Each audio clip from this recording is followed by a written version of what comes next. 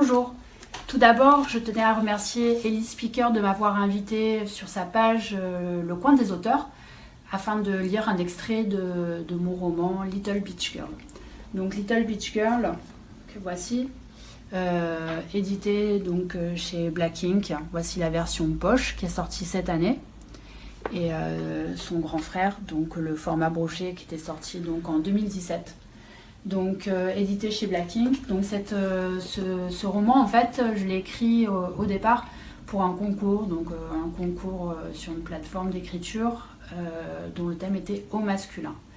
Donc à l'époque au masculin en fait j'ai eu envie d'écrire une histoire de bad boy comme il y en avait beaucoup dans la romance. Mais j'avais envie pour moi c'était Little Beach Girl, c'est l'histoire du bad boy ultime.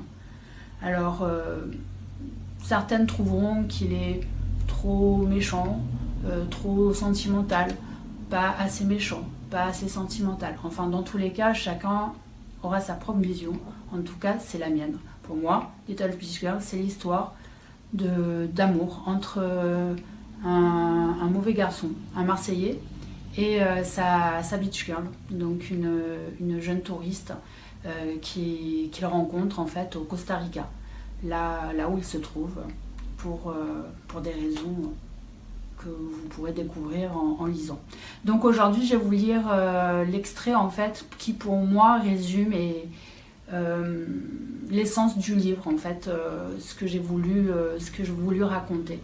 Donc l'histoire en fait de l'accession en fait à une meilleure version de soi, donc par l'amour. Voilà, donc c'est le chapitre 7. Autour de nous, des centaines de papillons virevoltent. Ils sont magnifiques, grands, petits, bleus, nuits, noirs, jaunes, blancs, tachetés, unis. Certains ont même des motifs d'une complexité stupéfiante. Charlie les observe, fasciné. Quelques-unes de ces créatures ailées se sont posées sur sa longue chevelure, ainsi que peu partout sur elle. Est-ce sa blondeur solaire qui les attire comme ça, ou bien l'odeur suave de sa peau? Charlie glisse sa main dans la mienne, et nous commençons notre promenade solitaire. Les fleurs dégagent un parfum très fort, entêtant, et, à mesure que nous nous enfonçons dans la nature luxuriante de la serre, je sens monter en moi un malaise indéfinissable. Une sorte de nausée me prend aux tripes. Tout à coup, je me vois de l'extérieur. Mais qu'est-ce que je fous ici? Ce type qui se balade main dans la main avec cette fille dans un jardin de papillons, ça ne peut pas être moi.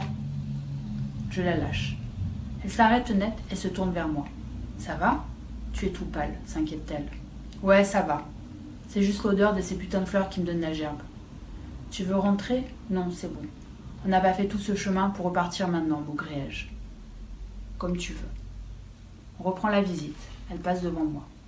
Comme je veux. Moi, ce que je veux, c'est reprendre le cours de ma vie. Je ne suis pas fait pour ce genre de conneries. En grec, le terme psyché désigne à la fois l'âme humaine et le papillon, commence-t-elle à expliquer.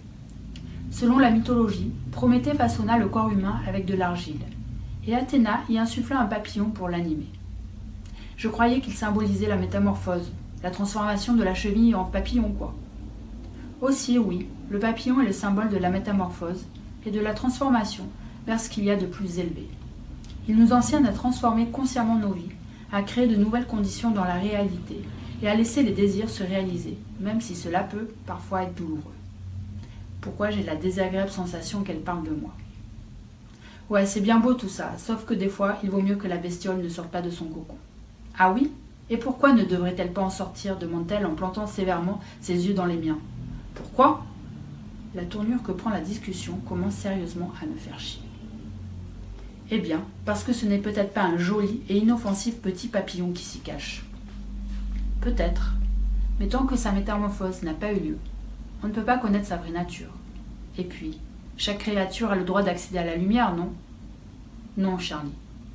Toutes les créatures ne sont pas faites pour accéder à la lumière. Certaines d'entre elles appartiennent à la nuit, et il n'y a rien que tu puisses faire pour changer cela. Et merde, pourquoi a-t-il fallu qu'elle transforme cette promenade en une putain de séance de thérapie? Fait chier. Maintenant, ma tête n'est plus qu'un énorme bordel. Putain de balade, putain de mauvaise idée, et putain de papillon. Voilà pour cet extrait. Je vous lis le résumé. ça peut servir. Et à savoir aussi qu'il va sortir, je ne sais pas quand encore, mais en version audible. Donc vous pourrez l'entendre encore raconté par un lecteur professionnel cette fois. Donc le résumé, ça donne 2 ans, 2 putains d'années que je végète dans ce trou paumé au Costa Rica. 2 années que moi, Alex Scorano, l'un des chefs de clan les plus craints et respectés du milieu, je joue au gentil patron de bar de plage. Autant dire une éternité. Mais les affaires reprennent, enfin, avec ce nouveau trafic international que je m'apprête à mettre en place ici. J'entre à nouveau dans le circuit. Et cette fois, rien ni personne ne me déviera de mon objectif.